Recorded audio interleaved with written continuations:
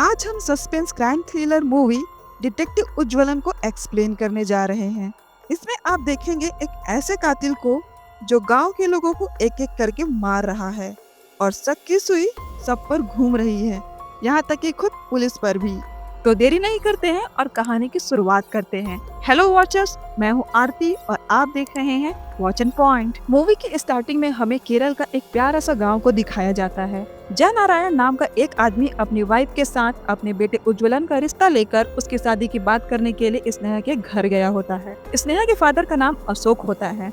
अब उज्ज्वलन और स्नेहा की शादी के बारे में बात चल रही होती है। अशोक को उज्ज्वलन के बारे में पहले से ही सब कुछ पता होता है। अब हर लड़की के पिता की तरह अशोक नारायण से पूछता है कि आखिर वो करता क्या है, और इसके जवाब में नारायण कहते हैं कि मेरा बेटा एक डिटेक्टिव है जो कि पुलिस की मदद करता है और केस सॉल्व करता है, और ऐसा ही सचिन मेरे बेटे की हेल्प लेता है केस सॉल्व करने के लिए। वॉचर्स, सचिन उस गांव का सब इंस्पेक्टर होता है जो हर छोटे से छोटे केस को सॉल्व करने के लिए उज्ज्वलन की मदद लेता है। दरअसल सचिन को कोई भी केस सॉल्व करने नहीं आता। ये सुनकर अशोक कहता है कि अगर ऐसी बात है तो वो सिर्फ नाम मात्र का ही एसआई है, और पूछते हैं कि जीने के लिए उज्ज्वलन करता क्या है। फिर उनके पेरेंट्स कहते हैं कि उसका एक लाइब्रेरी भी है। फिर अशोक कहते हैं कि वो तो शाम को 6 बजे के बाद बंद हो जाता है। दरअसल उज्ज्वलन को अंधेरे से बहुत डर लगता है और 6 बजते ही वो अपनी लाइब्रेरी बंद कर देता है और घर से बाहर निकलना भी।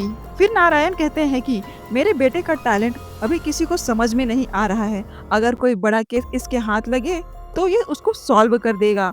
तब सबको पता चलेगा कि मेरा बेटा क्या कर सकता है। फिर लास्ट में जब स्नेहा से पूछा जाता है कि उसे उज्ज्वलन पसंद है या नहीं, तो स्नेहा हाँ कर देती है, जिससे कि उन दोनों का रिश्ता पक्का हो जाता है। इधर ऐसा ही सचिन को गांव में एक घर से गोल्ड चेन चोरी होने की कंप्लेन आती है और सचिन तुरंत उज्ज्वलन को लेकर उस घर में जाता है। फिर उज्ज्वलन अपने डिटेक्टिव वाले माइंड से पता लगाने की कोशिश करता है कि आखिर चोर ने किया क्या था। वो उस घर की बिल्ली को फॉलो करता है और बिल्ली जहाँ जाती है वहीं उसे गोल्ड चेन मिलती है। फिर उज्ज्वलन वो गोल्ड चेन लाकर उन्हें दे देता है। ये देखकर सभी लोग शॉक हो जाते हैं और पूछते हैं कि तुमने ऐसा कैसे कर लिया। तो उज्ज्वलन कहता है कि घर के अंदर एंटर होते ही चूहे और बिल्ली के पैरों के निशान थे, इसलिए मुझे बिल्ली पर डाउट आया और मैंने उसे फॉलो किया। दरअसल बचपन में उज्ज्वलन ने ज्यादा पढ़ाई नहीं की थी, लेकिन बचपन में उसने बुक्स पढ़ी थी और हॉलीवुड डिटेक्टिव फिल्म्स भी देखा करता था, जिससे कि उसे केस सॉल्व करने में काफी मजा आता था। वो उन मूवीज की नॉलेज से छोटे छोटे केस सॉल्व कर लेता था, पर एक बड़ा केस सॉल्व करके वो एक डिटेक्टिव बनना चाहता था। वो चाहता था कि वो फेमस हो जाए ताकि गांव में उसके बारे में सबको पता चल सके। और एसआई के रूप में काम करने वाला सचिन एक कम दिमाग वाला पुलिस ऑफिसर होता है जो कि छोटी से छोटी चोरी का केस भी सॉल्व नहीं कर पाता, इसलिए वो हमेशा उज्ज्वलन की हेल्प लिया करता है। अगले दिन एसआई सचिन का न्यूज रिपोर्टर के साथ इंटरव्यू होता है, क्योंकि उस गांव में अभी तक कोई क्राइम नहीं हुआ होता और हर केस उज्ज्वलन की मदद से जल्द ही सॉल्व हो जाता है, जिससे इनका रिकॉर्ड बहुत अच्छा होता है और गांव को इसके लिए रिवॉर्ड भी दिया जाता है। उसके जस्ट अगले दिन अशोक के खेत के पास उसकी डेड बॉडी पड़ी हुई मिलती है, जिसे सुनकर गांव वाले वहां पहुंचते हैं और उसे देखकर हैरान हो जाते हैं।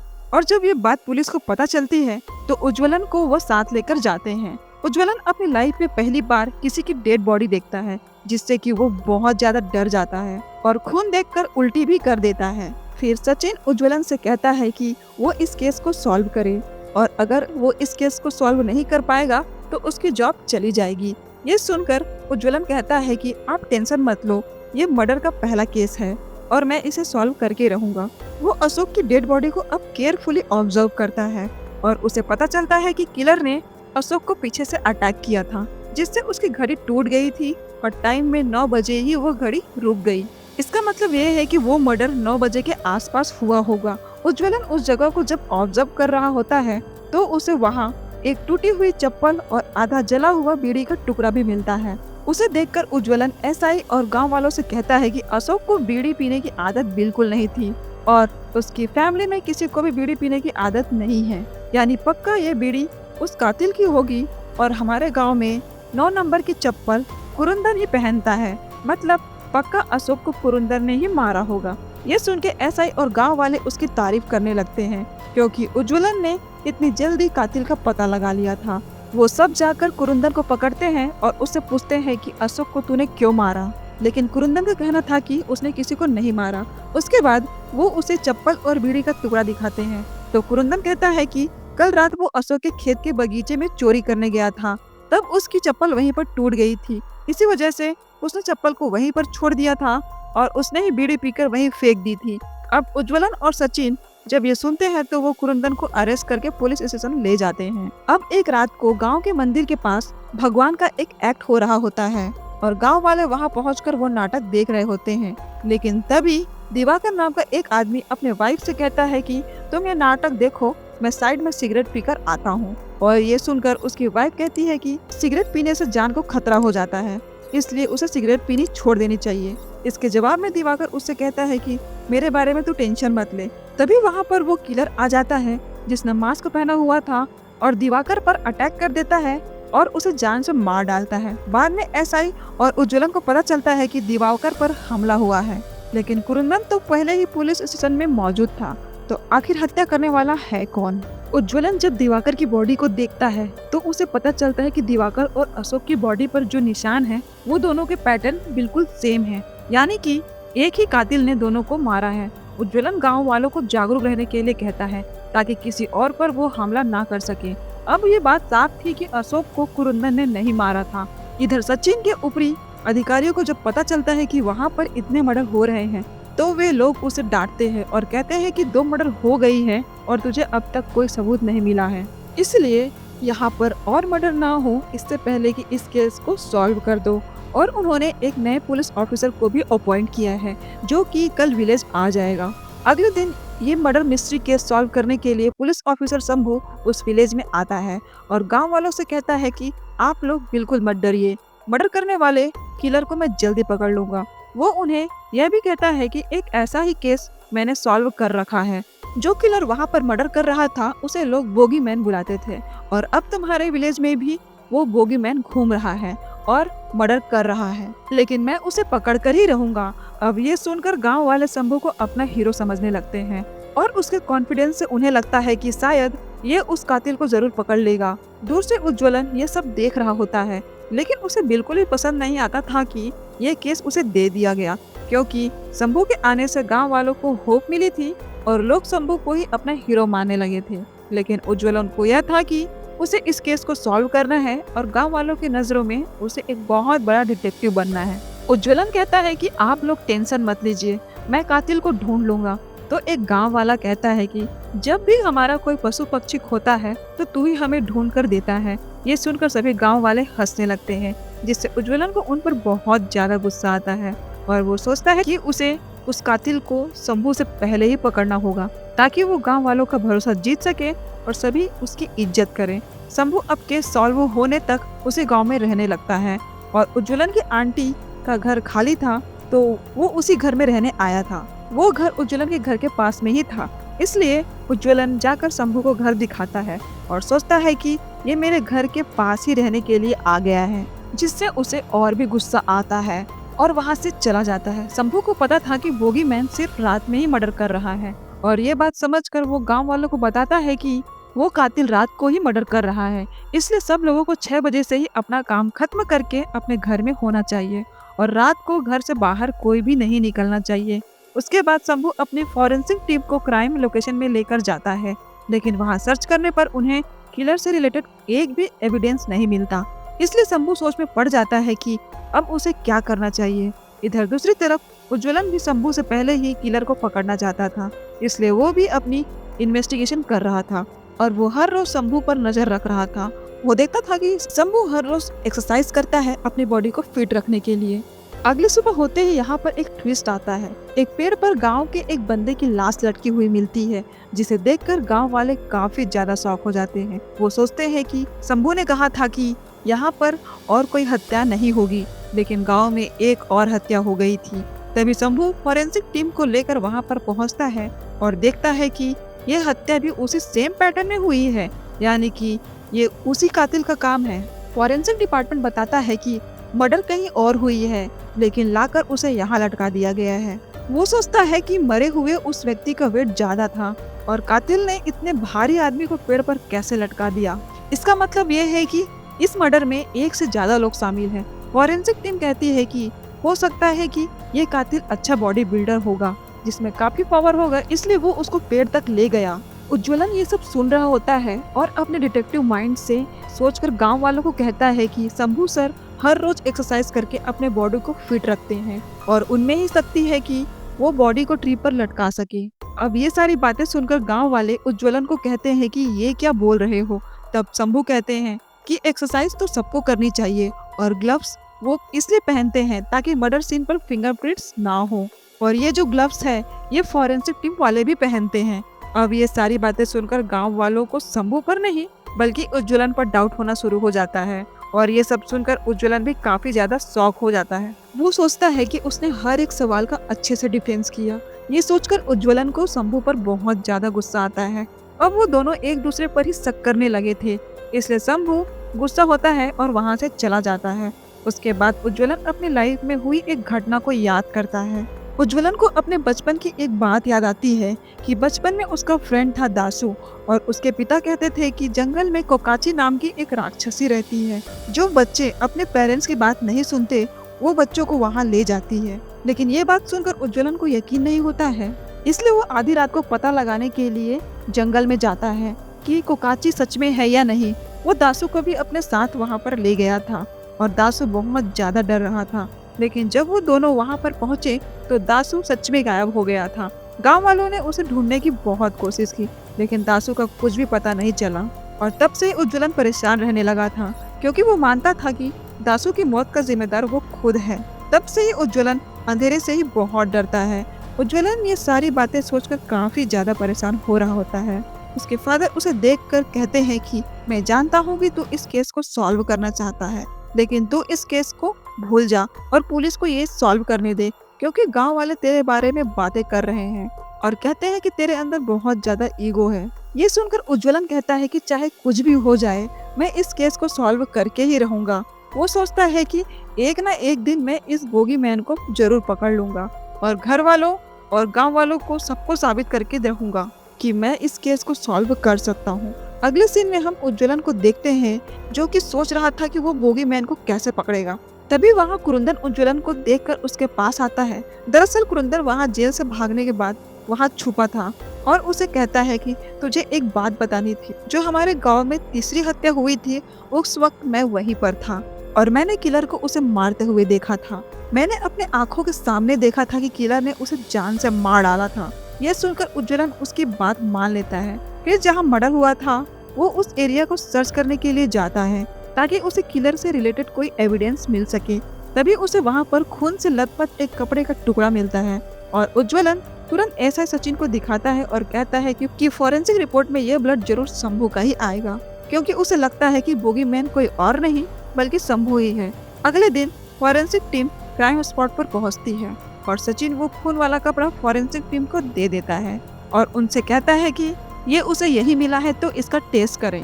उज्ज्वलन जब ये देखता है तो कहता है कि जिस दिन सबको पता चलेगा कि शंभू ही बोगी मैन है उसे बहुत ही खुशी होगी क्योंकि उसने केस सॉल्व कर दिया होगा।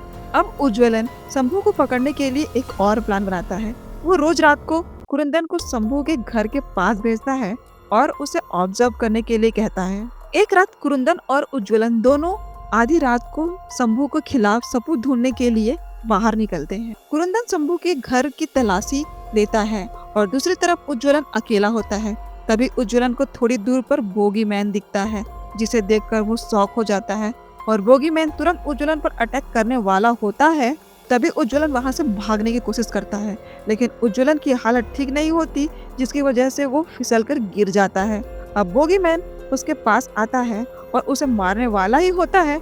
तभी उसी टाइम उज्ज्वलन को ढूंढते हुए कुरुंदन वहां पर आ जाता है जिससे कि बोगी मैन उसे नहीं मार पाता और वहां से भाग जाता है। कुरुंदन उसे बताता है कि जब मैं शंभू के घर गया था तो शंभू बहुत देर तक बुक पढ़ रहा था। यह सुनकर उज्ज्वलन का दिमाग पूरा ब्लैंक हो जाता है और वो सोचता है कि शंभू के बारे में उसने कितना गलत सोचा था। अगर बोगी मैन शंभू नहीं है तो आखिर बोगी मैन है कौन। अगले सीन में उज्ज्वलन डायरेक्ट शंभू से बात न करके एसआई से मिलकर उसे अपना प्लान बताता है और कहता है कि बोगी मैन ने कल रात मुझ पर अटैक किया था लेकिन उसका प्लान नाकामयाब हो गया। इसलिए बोगीमैन आज रात भी बाहर आएगा किसी को मारने के लिए। अगर पुलिस की पूरी टीम नाइट पेट्रोलिंग करे तो वो लोग बोगीमैन को जरूर पकड़ लेंगे। जब शंभू ये आइडिया सुनता है तो उसे ये आइडिया बहुत पसंद आता है और उसी रात को पुलिस पूरे गांव में और जंगल के एरिया में बढ़ जाते हैं और बोगीमैन को सर्च करने लगते हैं। जब वो लोग उसे सर्च कर रहे होते हैं तो एक कांस्टेबल टॉयलेट करने के लिए दूसरे कांस्टेबल से दूर जाता है और फिर बोगीमैन द्वारा दूसरा कांस्टेबल पकड़ा जाता है और बोगीमैन उस पर अटैक करके उसे जान से मार डालता है। उस कांस्टेबल की डेड बॉडी देखकर सभी लोग हैरान हो जाते हैं और उज्ज्वलन सोचता है कि मेरा प्लान ऐसे कैसे फेल हो सकता है। इधर शंभू के ऊपर प्रेशर आता है क्योंकि अभी तक कातिल पकड़ा नहीं गया था और गांव वालों का विश्वास शंभू पर धीरे धीरे खत्म होता जा रहा था क्योंकि शंभू ने वादा किया था कि वो बोगीमैन को पकड़ कर रहेगा, लेकिन उसके आने के बावजूद भी यहाँ पर कई सारे मर्डर होते जा रहे थे। शंभू सोचता है कि अब हमारे पास एक भी एविडेंस नहीं है तो वो बोगीमैन को कैसे पकड़ेंगे और ये जो केस था वो हर रोज डिफिकल्ट होता जा रहा था, जिसकी वजह से बोगीमैन को पकड़ना और ज्यादा मुश्किल हो रहा था। शंभू को उसके ऑफिसर्स ने ये केस सॉल्व करने के लिए 1 हफ्ते का टाइम दिया था। अगर वो इस केस को सॉल्व नहीं कर पाता तो वो दूसरा ऑफिसर अपॉइंट कर देंगे। शंभू ये बात उज्ज्वलन को बताता है कि उन्हें 1 वीक में उस कातिल को पकड़ना होगा। अगले दिन सुबह उन्हें एक और व्यक्ति की लाश मिलती है। गांव वाले वहां पर पहुंचते हैं और देखते हैं कि बोगीमैन ने एक और आदमी को मार डाला है। फिर पुलिस और फॉरेंसिक टीम वहां पर पहुंचकर इन्वेस्टिगेशन करने लगते हैं। फॉरेंसिक टीम कहती है कि उस कातिल ने इसे बहुत टाइम लगाकर मारा है। हो सकता है कि वो अब हत्या करके बोर हो गया हो। एक रात को वो किलर फिर से बाहर निकलता है मर्डर करने के लिए और जंगल में उसे एक व्यक्ति नजर आता है। उसे मारने के लिए वो उसे फॉलो करता है और उस पर अटैक करने वाला होता है, लेकिन वो व्यक्ति उस कातिल का चेहरा देखकर हैरान हो जाता है। तभी वहाँ पर पुलिस आ जाती है और उस किलर को घेर लेती है और किलर उनके ट्रैप में फंस चुका होता है, इसलिए वो सरेंडर कर देता है। दरअसल उज्ज्वलन ने ही वहाँ पर एक फेक हत्या करने का प्लान किया था और जो सुबह हत्या हुई थी वो दरअसल असली में नहीं हुई थी, जिससे कि वो कातिल का जो ईगो था वो हर्ट हो गया था क्योंकि उसे लग रहा था कि पुलिस उसका मजाक उड़ा रही है। इसलिए बोगीमैन रात को बाहर आया था और वो ट्रैप में फंस गया था। जब वो लोग बोगीमैन का मास्क हटाते हैं तो वो देखते हैं कि वो कोई और नहीं बल्कि वो जुमोन है, जो कि गांव का एक छोटा सा न्यूज रिपोर्टर है और वो सबके बारे में सब कुछ जानता है। अब पुलिस वाले जुमोन को पुलिस स्टेशन ले जाते हैं और उससे पूछते हैं कि तूने मर्डर क्यों किया। तो जुमोन उनसे कहता है कि पैदा होते ही उसकी माँ मर गई थी और जुमोन के पिता को लगने लगा था कि पैदा होते ही ये अपनी माँ को खा गया और उसके पिता जुमोन को बचपन से ही रूम में बंद करके रखता था और वो हर दिन उसे टॉर्चर किया करता था। 10 साल तक जुमोन ने किसी का चेहरा नहीं देखा था, लेकिन एक दिन टीचर उसके घर आए। जब उन्हें पता चला कि जुमोन के पिता उसे प्रताड़ित करते हैं तो टीचर ने जुमोन के पिता से उन्हें पढ़ाने की रिक्वेस्ट की।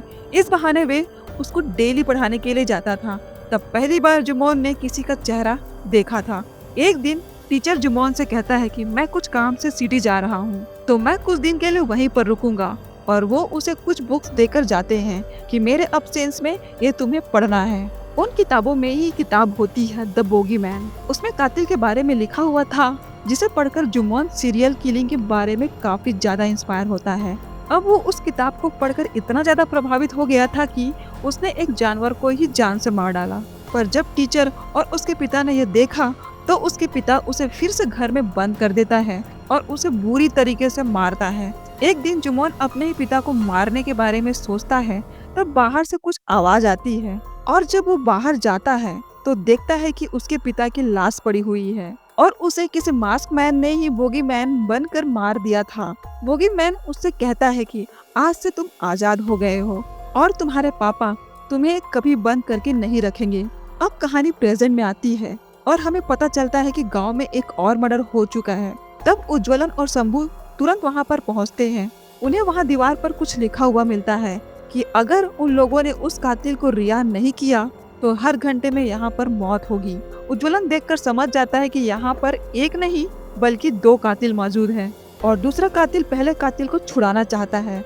अब उज्ज्वलन एक प्लान बनाता है और सभी गांव वालों को अपने अपने घरों में रहने के लिए कहता है, पर वो जानता था कि कातिल किसी न किसी को मारने के लिए बाहर जरूर आएगा और यही मौका होगा जब वो उसे पकड़ लेंगे। बस गांव से दूर एक घर को खुला रखा था जिसमें बूढ़े लोग रहते थे। किलर वहीं जाता है उन्हें मारने के लिए, पर शंभू वहां पहले से ही मौजूद होता है। जब किलर उन लोगों को मारने वाला होता है तब शंभू उन्हें रोक लेता है और दोनों के बीच जबरदस्त फाइट होती है। इस ट्रैप में कातिल फंस जाता है और वो लोग उसे पकड़ लेते हैं और वो देखते हैं कि वो कातिल सेम दूसरे कातिल जैसा ही दिखता है। ये देखकर वो समझ जाते हैं कि दरअसल ये जुमोन का जुड़वा भाई है और इनका जो पिता था वो इन दोनों को एक साथ टॉर्चर किया करता था और वो टीचर ने इन दोनों को ही वो बुक दी थी पढ़ने के लिए, जिससे कि ये दोनों अपने आप को ही बोगीमैन समझने लगे थे। उज्ज्वलन इस केस को सॉल्व कर लेता है और गांव में उसकी वाहवाही होने लगती है क्योंकि उसने उन दोनों कातिलों को पकड़ लिया था। उसके बाद हम टीचर को देखते हैं जो कि अखबार पढ़ रहा होता है कि वो दोनों कातिल पकड़े गए हैं। फिर वो स्माइल करता है, मतलब बोगीमैन कोई और नहीं टीचर होता है। और इसी के साथ ये मूवी यहीं पे खत्म हो जाती है। तो दोस्तों यह थी इस फिल्म की कहानी और इसका ट्विस्ट आपको कैसा लगा आप हमें कमेंट सेक्शन में जरूर बताइएगा। Thank you very much for watching. Keep watching watch and point.